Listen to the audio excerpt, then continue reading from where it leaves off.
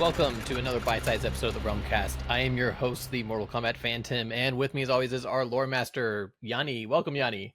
Thank you, Phantom. And we are finally analyzing the official Lin Kuei trailer today. It's been a while. It released while I think we were both traveling, and we should get into it. We've got enough insight, and we've watched this video so many times that I think we can actually give things that haven't been talked about yet. There's been a lot of talk with the Lin Kuei trailer, a lot of people noticing stuff, but we have been, Yanni especially has watched this about 57 times. No. See, you said we've seen this so many times, and that's also an understatement. All right, so I'll just kick it off.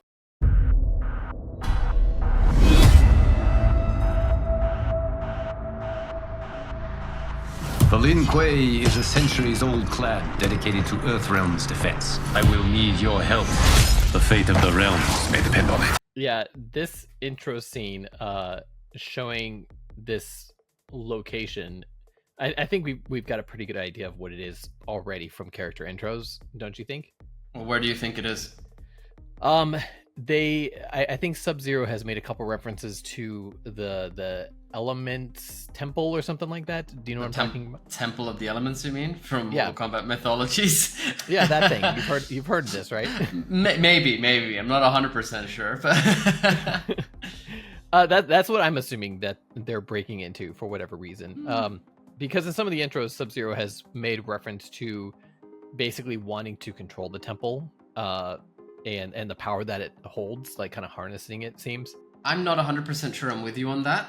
For two reasons. One that I'm going to say now, and one that I'm going to wait for later on in the trailer to bring up. But one, that the intro dialogues that you've just mentioned, they are referring to Liu Kang telling Sub-Zero to stay away from the Temple of Elements. So I don't see Liu Kang actually taking him there of his own volition, unless the story really did go in that direction. So I was just saying, like, it could be, but I'm not sure if that's the exact place. But at the same time, considering who does pop up in the trailer at some point later, it could also work quite well with, well, I'm mentioning, we've all seen the trailer a million times, Rain, for example. So anyway, let's continue and see where this goes. I will emerge victorious. That's so cool, just there. Yeah. Like, that's so old school Scorpion, to the point where I'm sad that this has been confirmed to be Kuai Liang, because we got the raising hellfire and everything, and this is the most badass use of it we've seen so far, in my opinion. Oh, definitely. And the power level of it too, like to take down all of the what are they called, the undead warriors. army. Like it goes to show just how powerful this version of Scorpion is, and melting the weapons too. Right, yeah, like to the point where it's right up in his face and he's still burning it. It's such a cool scene. We kind of talked about this while we were on vacation, but a lot of people have made reference to this and they're like, oh, is that Shao Kahn in the background? Pointing out this guy on the horse. And I don't think at all that it is. You don't think it's Shao Kahn? Who No. do you think it is? Oh, I just think it's another one of the undead warriors. Okay. Yeah, that some of them have basically come to life and are attacking Scorpion or defending whatever that they're in there for. And I don't think it's anybody particular, because who's the army that they're fighting then? Onaga's army. Okay, so now this is where I bring up my second point. Okay. I think this could be the Dragon King's temple. Yeah, I 100% think so, but do you think this is the same place that they're breaking into at the beginning? That is actually a very good point. That's a very good point. Like, I've noticed something with these trailers. Like, when we got the first reveal trailer, there was a lot of misdirection. Like, we saw all the fatalities at the end of the reveal trailer, and then we saw Shang Tsung get killed by Liu Kang, and everybody's like, oh, well, we know how that ends. And we even said so on our 8-hour stream that day. And with like all of our guests that we had coming on. And the thing is, that trailer, we later found out that was Liu Kang's fatality, and they just edited it into the trailer to make it look like that's how he killed Shang Tsung. And that's not necessarily where the story is heading. So with all these trailers, I think they kind of edit it in a way that leaves you wondering and makes you assume certain things about the story that aren't exactly how the story is progressing. That's a very good point. I can definitely understand why you'd think that we're sort of being misdirected here. That's also a very valid point. But if that's the case, then I suppose I have a third point to raise at a later point in this trailer as well. Okay. on that note. So shall we continue? Yeah, let's keep going. I still love that scene though. So good. We settle for defending Earthrealm when we could help. That alone is interesting from Bihan. He's so aggressive. And, yeah.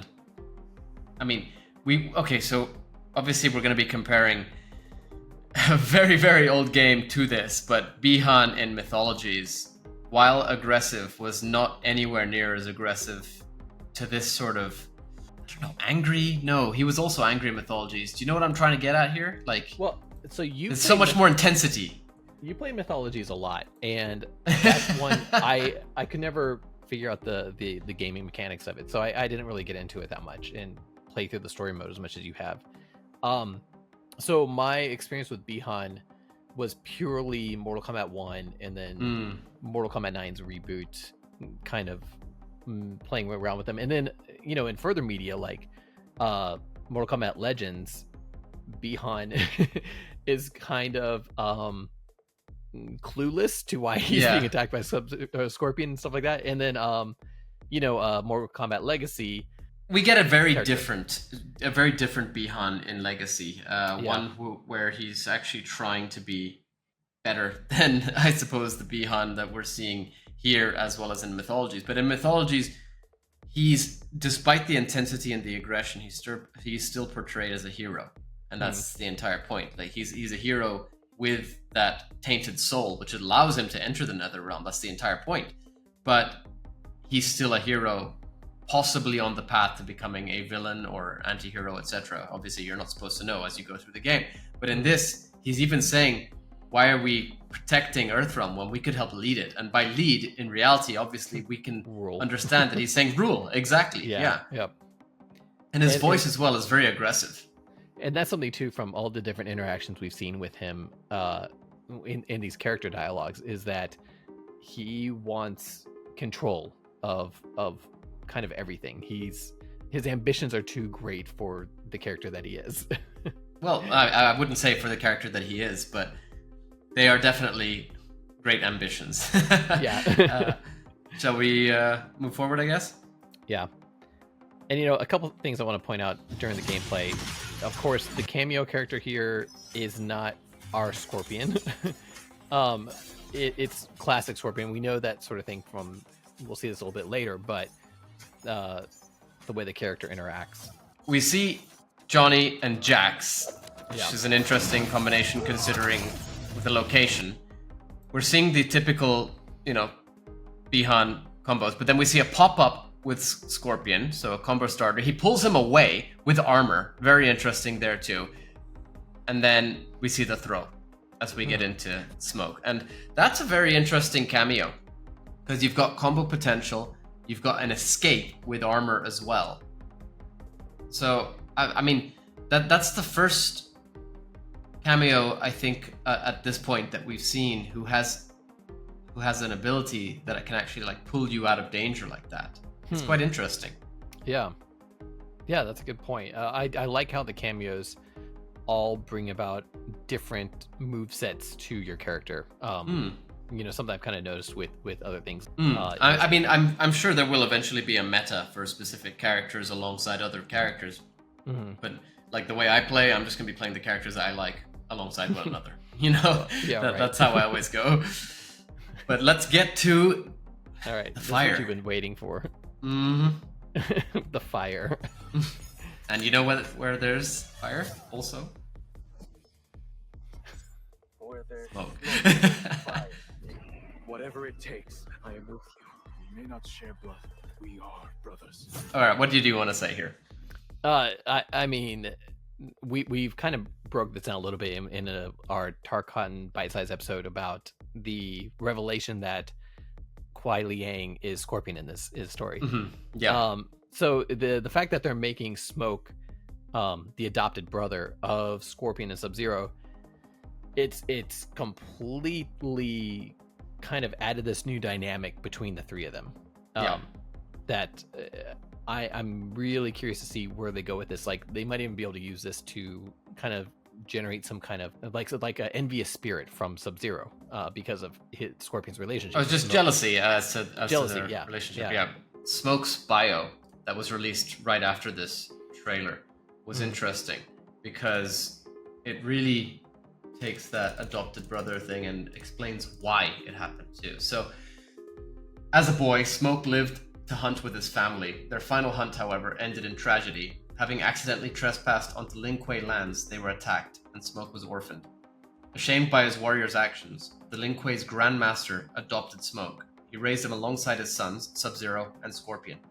Eventually, Smoke chose to make the Lin Kuei's mission his own, but as he lacked his brother's innate supernatural abilities, very interesting, he set out to master practical magic. Having done so, he now joins them in Earthrealm's defense. So, this just goes to elaborate on what you've said about Smoke being the adopted brother and everything, and you understand why Smoke is the way he is in terms of this relationship. But I've also seen a concept art floating around on Twitter, I think, explaining that his we've said karambit, but it could actually just be a knife, because it's in the concept art described as Smoke's mother's not hunting knife.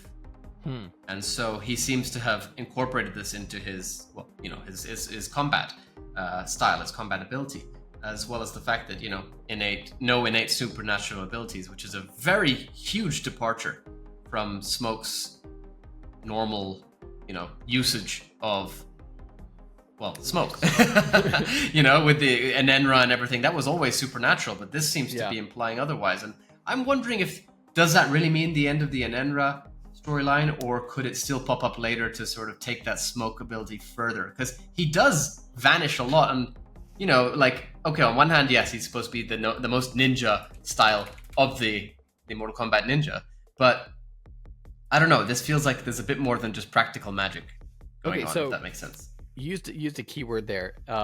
You said in Ninra's the supernatural ability that comes with in Ninra, and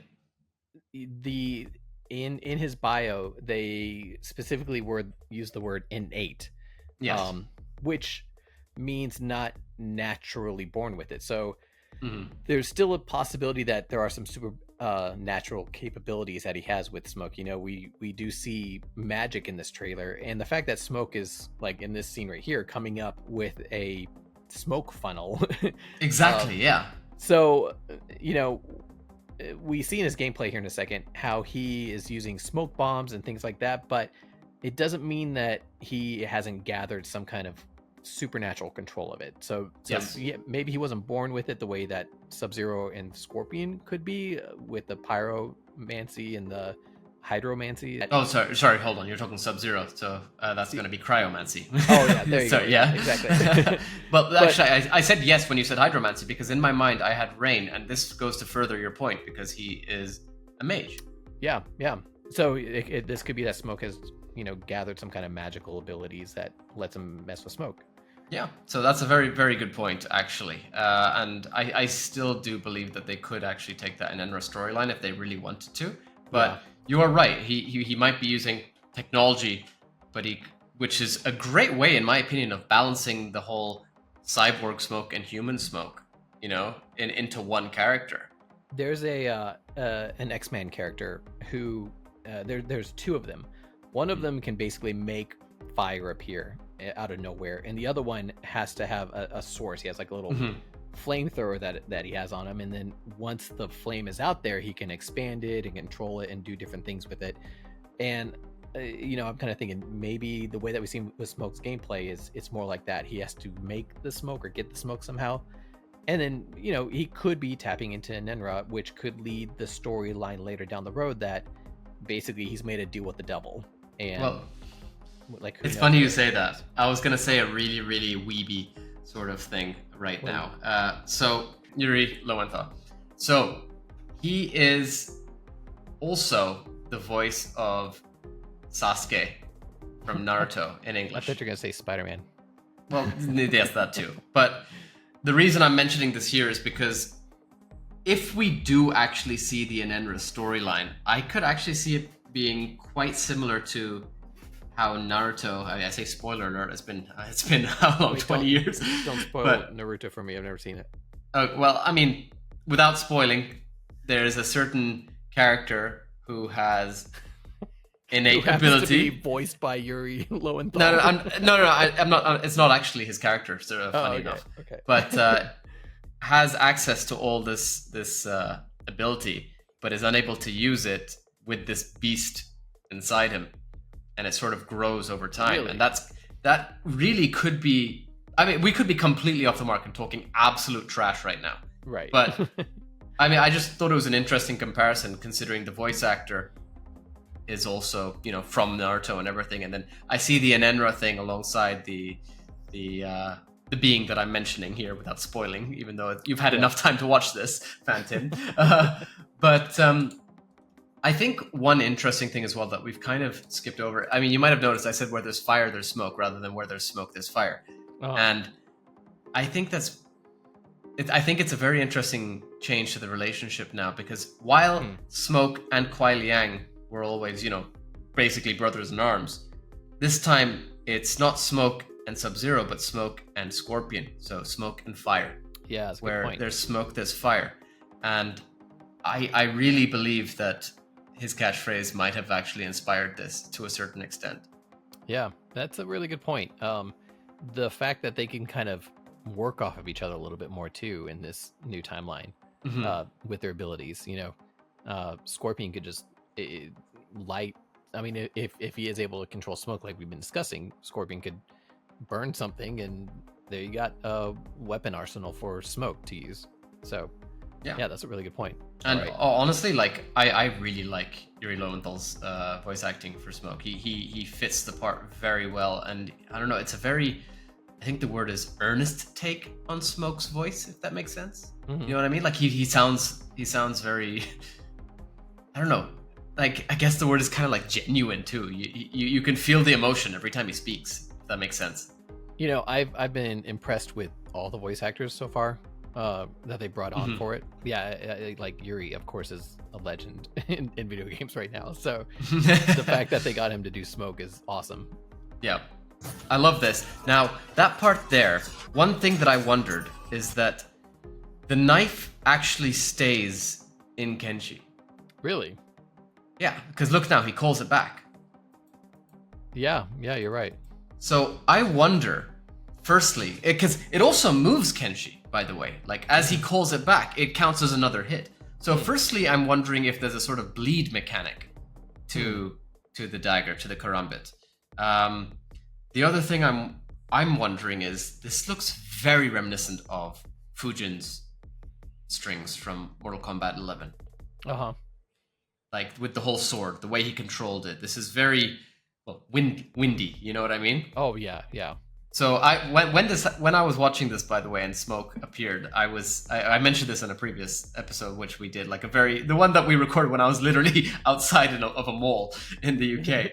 But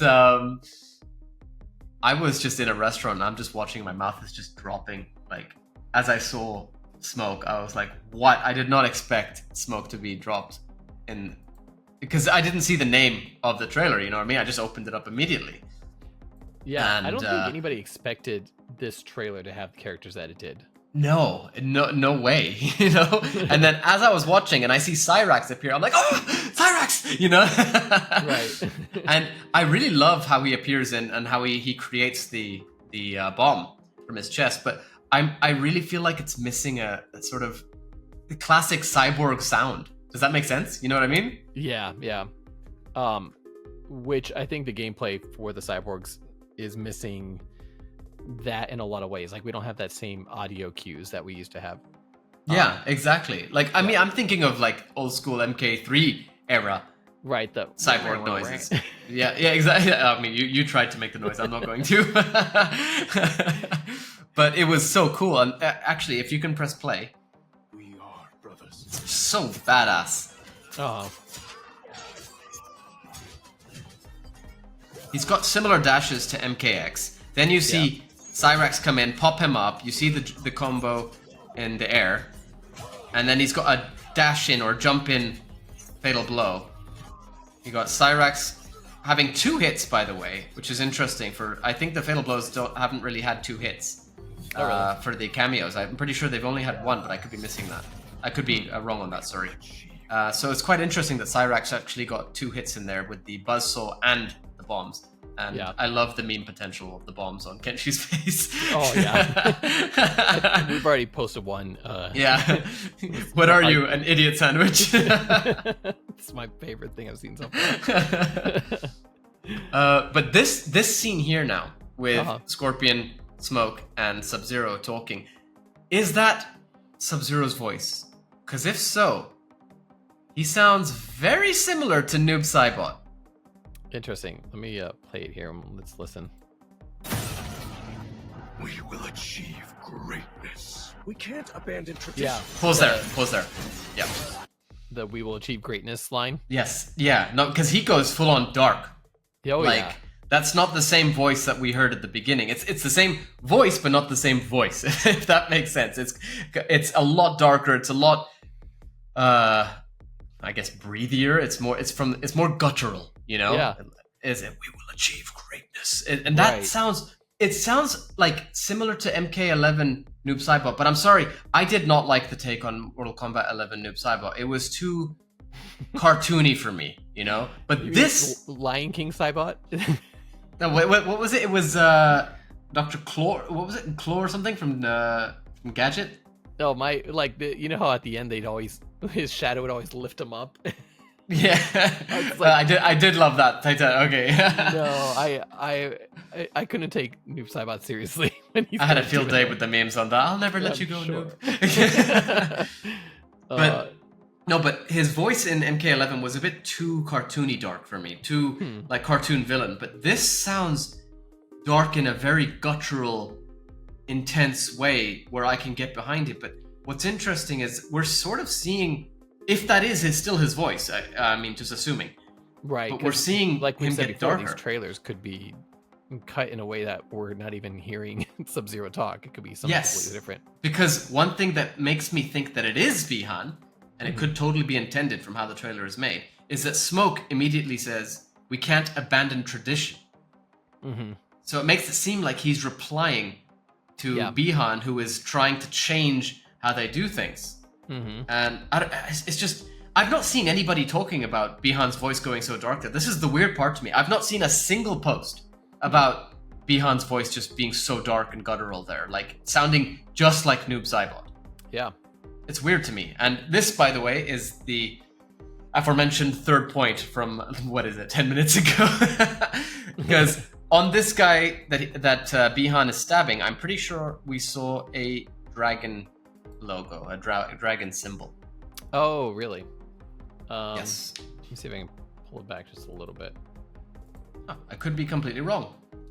No, I do not see a dragon logo, but I did get vibes of it being the dragon army. But now that I say that, I see that this guy's completely human, and I could be completely wrong. It could be the armor on the face, rather, like on the helmet, but covering his face, kinda. Yeah, I was thinking that little thing hanging off of his armor, because you just see it briefly, but I don't know. I think that's his price tag, honestly. Although, actually, one thing that you could bring up is I'm looking at the shot of the 3 Lin Kuei members together, and one thing that I do find very interesting is that generally, aside from the masks, and we talked about this on the actual reveal, they have the same outfit, correct? Yeah. Except Bihan. Bihan's outfit has a different, firstly, shoulder pads. Different, he's got like sort of arm band around his biceps, and then the gauntlets. Now, all their gauntlets are slightly different. And well, I have the actual image from the trailer. I also see a difference in the gauntlets, as I mentioned, as well as the sash for Bihan. Yeah, the sash, but at the same time, Bihan in this timeline is Grandmaster. Exactly. So that's why I'm saying I think that that's one reason the outfits are different, and Smoke and Scorpion's outfits are similar. The only difference here being colors, as well as maybe gauntlets and mask. Okay, yeah, so you're right. Scorpion's shoulder pads are more similar to Smoke's. I have it on recording that Phantom has admitted I was right again. When and if you are right. So yeah, they got same shoulder pads, and Bihan has a very different look. With like Scorpion stuff lines more up with Smoke's. Same with the belt and everything too. Exactly, yeah. Yeah. That's what I'm saying. Gauntlets, belt, the armband, I mean, everything just seems a bit more, different on Bihan compared to the other two. Yeah. The Lin Kuei. I already want to pause you there. That's another thing that not enough people are talking about. Everybody assumed, and I say everybody, I see everybody online talking about it, that was Garrus's voice for some reason. I did not get that vibe. The way the trailer was cut, I always thought it was Rain, but then I think we got confirmation that it's not Rain either. It's not Rain. It doesn't sound anything like his voice that comes up in the next scene after this fight. So whose voice is it? Is the question, because that's actually come up, and Dominic specifically confirmed that that's not Garrus's voice. When that scene's occurring, they had just killed one of the soldiers. Yes. Not to be confused with the undead dragon warriors, but like actually one of the soldiers, which, as we've seen in later trailers, line more up with characters like Shao Kahn, or we haven't seen Shao Kahn yet, but like the army of the General Khan, Reiko, you know, General that kind Khan. Of army. General Shao, yeah. But we're saying General Shao. We've seen his name come up in Rain's bio. So I'm wondering if that is the case, but it doesn't sound like, because we have had a trailer for that. I mean, somebody recorded it and then posted it online of Reiko and Motaro, and it does not sound like Reiko's voice that we heard in that trailer. So it's just, whose voice could that be? I don't know if that is actually General Shao's or somebody else entirely, and it's just interesting because not enough people are talking about it, in my opinion. Yeah. Nice sector intro there. Yeah. And the sound is a bit more robotic there too, which I thought was cool. And you'll see here now, Sector only fires off the rockets, and then it goes immediately to Sub-Zero. See what I mean about Cyrax getting 2 hits? Yeah, you're right. Liu Kang sent you to learn our secrets. Rain will fall upon you. Oh my god. Okay, stop. You do not know how I reacted in this restaurant surrounded by people just looking on my phone. Because to me, I saw Smoke, and that already I was like, holy, that, like, this is the trailer, you know? Right. And then I saw Cyrax, and then I saw Sector. I'm like, okay, Lin Kuei, makes sense. I remember, I haven't seen the title of the trailer, but I'm assuming it's Lin Kuei. And then, who appears in the exact same trailer as my favorite character? My other favorite character, when I'm expecting more Lin Kuei members, and I just lose my shit. Yeah. And he sounds absolutely amazing. Yeah, they got a brand new voice actor coming in for Rain. Yes, and it's quite interesting because I mean, I must say, I really, really did enjoy the voice acting for Rain and MK11, and this time they've got in Nosher Dalal, who is very interesting to see him come in, because I don't know if you've played, for example, Star Wars Jedi Survivor. He is right. Bode in that. Yeah. He's in Red Dead Redemption 2 as what was it, Charles, I think. He's in a lot. He's in Sekiro, one of my favorite games of all time. You know, like, Rain Main's eating good, you know?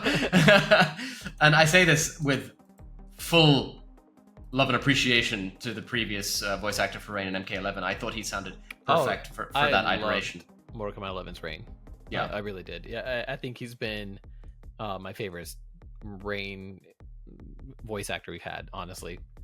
He brought a sort of a sense of seriousness to Rain's character, and I was really happy to see that because, like, I don't know, it just fit him so well, and that is Dempsey Papillon for anybody who's unaware. But anyway, shall we get to the Rain gameplay? Because this is quite an interesting departure once again, as we said with Smoke. Liu Kang sent you to learn our secrets. Rain will fall upon you Pause. like daggers from the sky.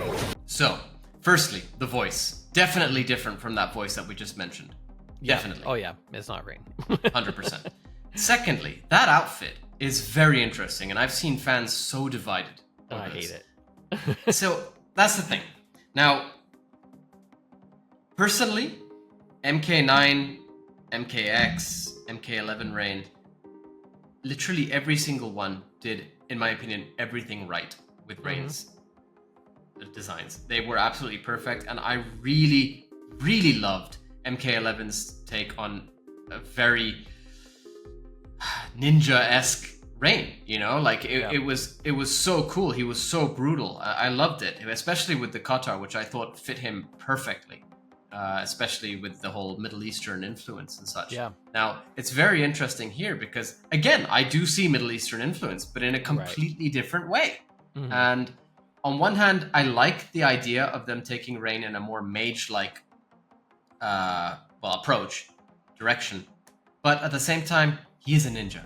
And I hope that he still demonstrates that through his gameplay and his character. Yes, he's a mage, but that doesn't mean he can't be a mage ninja, you know, or ninja mage, however you want to say that.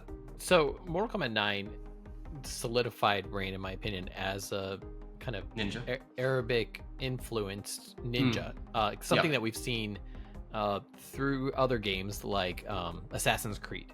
Like, yes, you know, you can definitely tell there's that inspiration in the character, and that was a great direction for it because Assassin's Creed, I mean, you know, they're not ninja, like they're not from Japan, but they are that same mentality of they are ninja basically. Yeah, they're assassins, and they're assassins. Yep.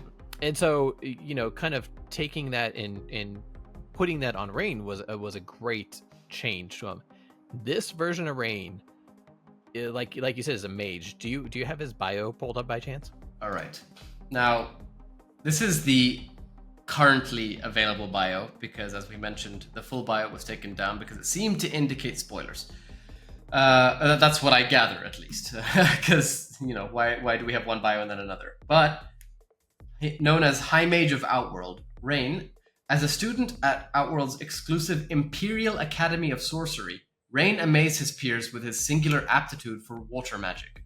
Having honed his craft of water magic into a fierce weapon, he now hopes to learn the realm's darkest and most powerful sorcery. So, we have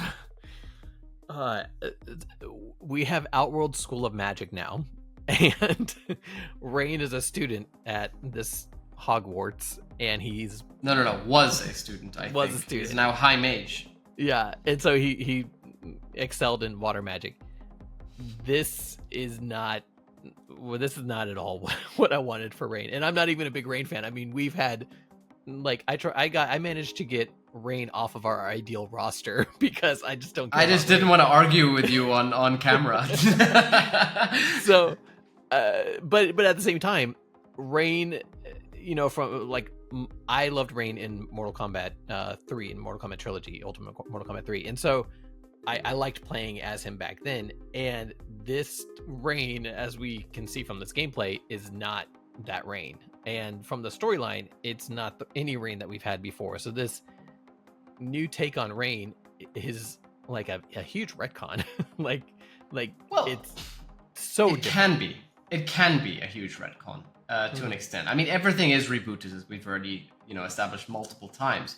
But of course, Rain is extremely different here, and he is, in this case, not a general anymore, but a high mage. And it is an interesting take, which is indicated by his gameplay, which we're going to see in a second. He's got a staff, which very weirdly, but also cutely, has 3 little frogs at the top of it.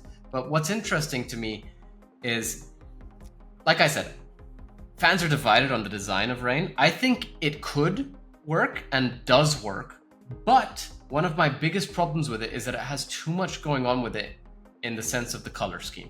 It's got purple, but not enough purple. It's got gold, but not enough gold. It's got a mustard yellow, which I don't think fits. It's got black in the wrong places, including his mask, when that, in my opinion, should be purple and gold. And then it's got teal. And I feel like they could either drop the teal or the black and 100% drop the mustard. So you don't like him because his outfit's too fancy? Well, I mean, bear in mind, the designs themselves are a huge part of the characters, right? And I'm not saying it's too fancy, but I feel like there's a point where you need to stop with adding things onto the character. And if you're looking for the outfit, it's a bit further back, about 202, I think. What you just said is a great point. The outfits do contribute to the characters in a lot of ways, and we talked about that on a past Realmcast episode with Just Elise. And yeah, like the costumes tell the story too, and I think that's why fans are so divided with this version of Rain, because they're used to, you know, Rain who does the 360 kicks, the around the world kicks, and things like that, and Rain who had that Middle Eastern look to him, and now we have Magician Rain.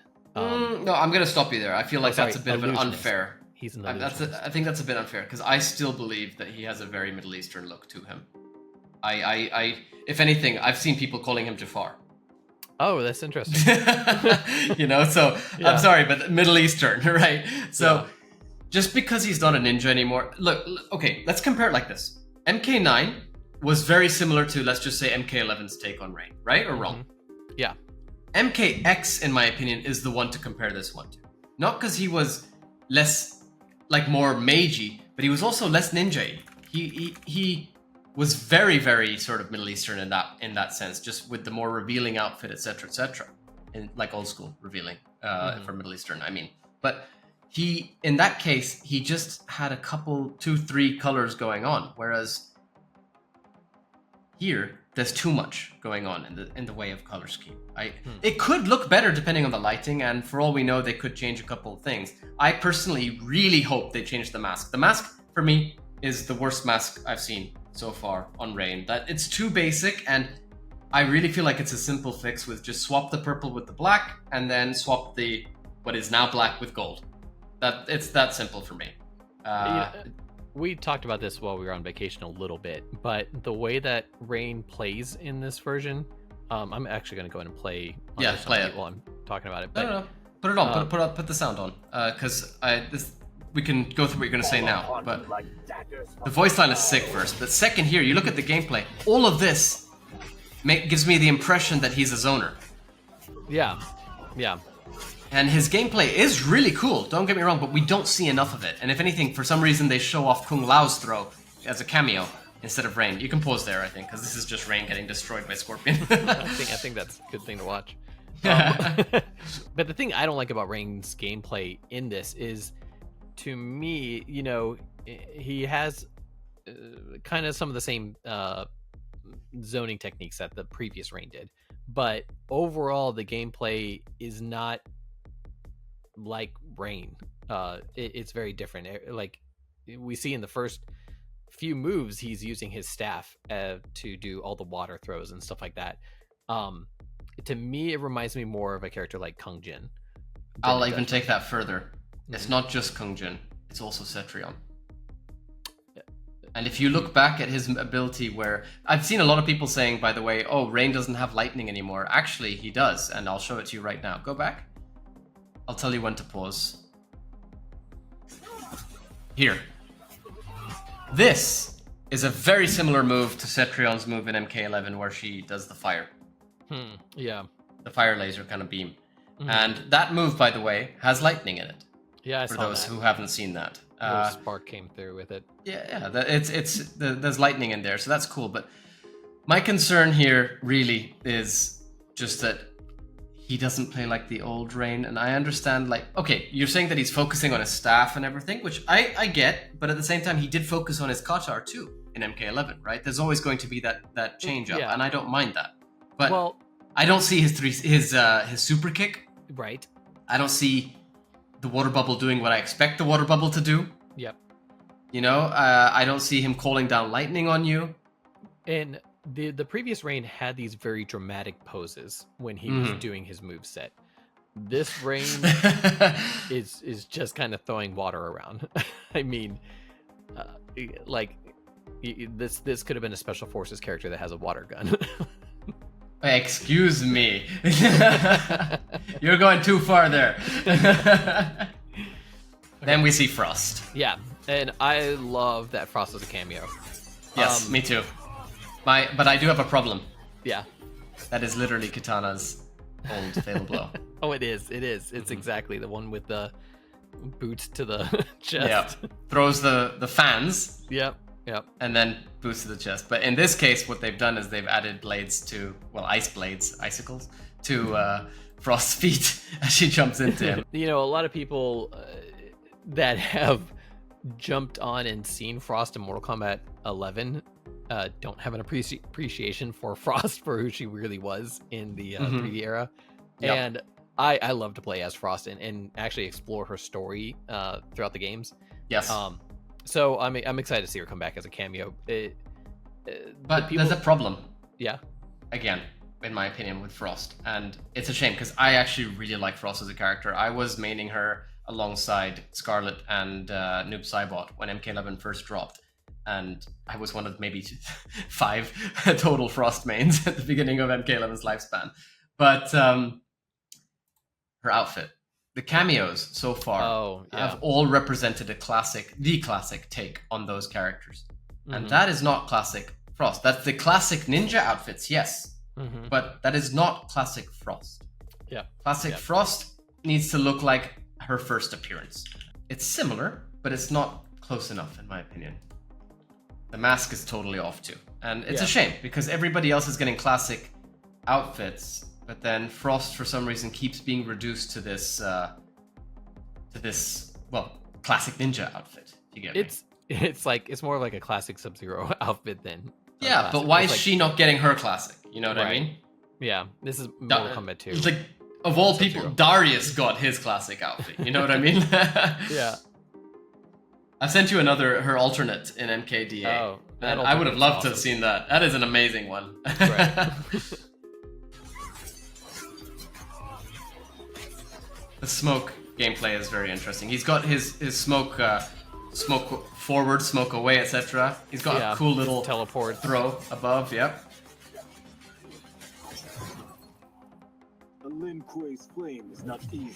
Oh, and so this is what I was talking about a little bit earlier when I said Scorpion in the cameo is classic Mortal Kombat 2 Scorpion. And it's Hanzo.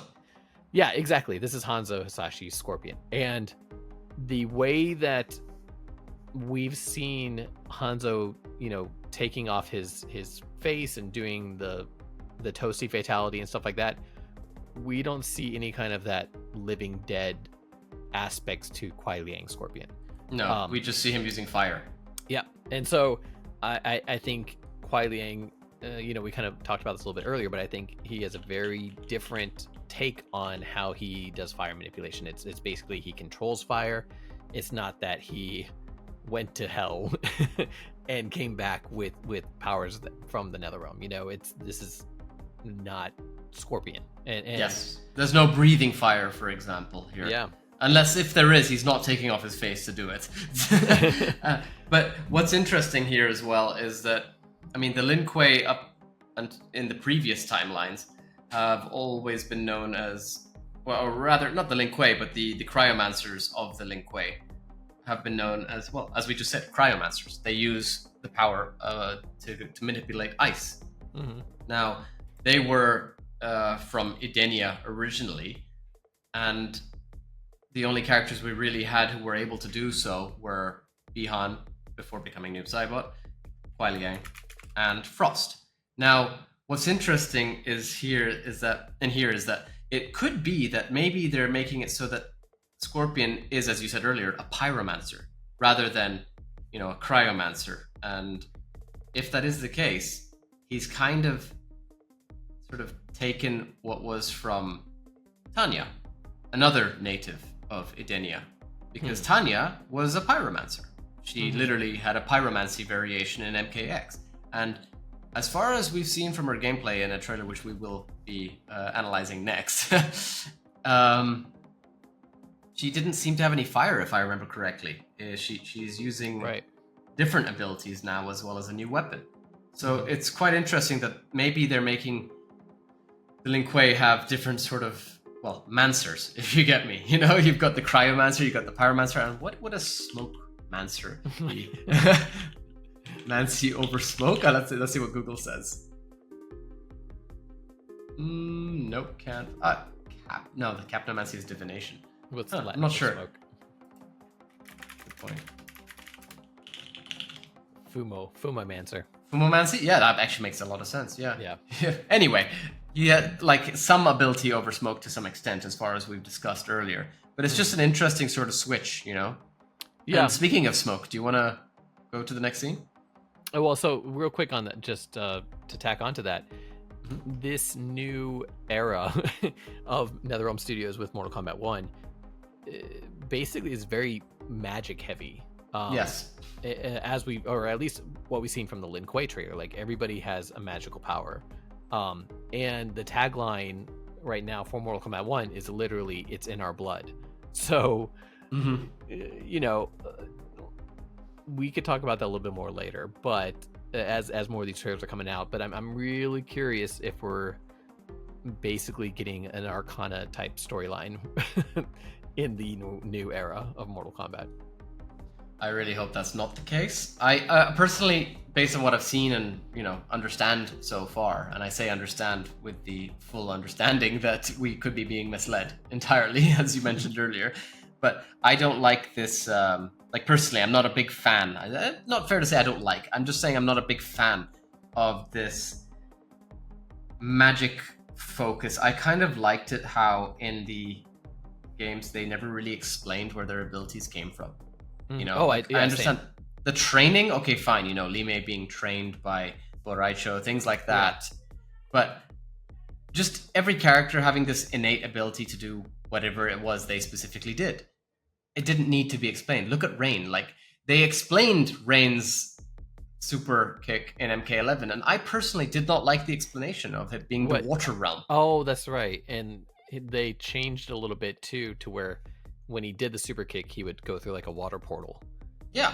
And even like when he would do like a realm tear kind of thing, you know, it was a very interesting move. I loved the move. It was really creative, but I don't think it needed to be explained, you know? Right. And that's kind of what I feel might be the mistake here that they're making with explaining, like, Rain is a water mage with, you know, he's got an aptitude for magic. Does that mean there are lots of people around who control magic too? Like, who control water? Does that mean that Rain and Sub-Zero and Smoke and Scorpion and, like, everybody with their abilities, are they just not unique anymore? And that's kind of the concern I have with this, you know what I mean? Yeah. Well, what's another way to say it's a birthmark? He was born with it. You could say it's a birthmark. It's in his blood. You know what I mean? Like, it's almost the same tagline as Mortal Kombat. I see what you're saying. Yeah. But it's funny because they did stress that they want to maintain a distance from the film. Right. But I don't know. Maybe that's something that they decided to carry over. Who knows? Yeah. All right. Let's see what's next. Got a nice little fatality upcoming here. Yeah, I don't know if I can show all this. No, I can't show any of that. But in this fatality, Smoke does take a smoke grenade and use it for the fatality. Which kind of goes What's back cool, I mean, you're kind of passing over a bit that's happened. He kind of teleports with his smoke a couple times to cut off Raiden's arms before sticking his karambit or knife into his throat and then dropping a smoke bomb in his mouth, which explodes his jaw off. And I think it's actually a sick fatality. It's such a good one, and it kind of further, you know, demonstrates Smoke's manipulation of smoke, and I really like that. I have to say this, you know, as a Mortal Kombat fan for as long as I can remember, as a Smoke and Rain fan, they are literally both my top characters, like side by side with one another. I thought that my greatest ever moment, like as a Mortal Kombat fan, was seeing Rain make the DLC in that trailer in Mortal Kombat 11, and like that was such a cool trailer. Like I still go back and watch that sometimes. I still cannot believe that I got both of my favorite characters in one trailer. Like like I feel selfish saying this, but it's like somebody at NRS was watching our stuff and was like, let's do this for him. You know what I mean? Like, even if that's not the case, I have to actually say thank you to NRS. Like, that was one of the greatest moments I've ever had as a Mortal Kombat fan, just seeing this trailer. Like, all the trailers have been phenomenal so far. Even like for characters who we're going to discuss later, such as, Garrus's trailer. Like, I'm not a big fan of Garrus personally. It was a great trailer though. It was, but yeah. This trailer for me had everything. The music matched up perfectly alongside the actual combat. The characters, the way they demonstrate, the way they revealed them was perfect. And then just for me, like, honestly, so thankful to see Smoke and Rain both appear at the in the same trailer. Like, I could not believe it. Like, I still don't believe it. But wow, what a trailer! Yeah, it was all right.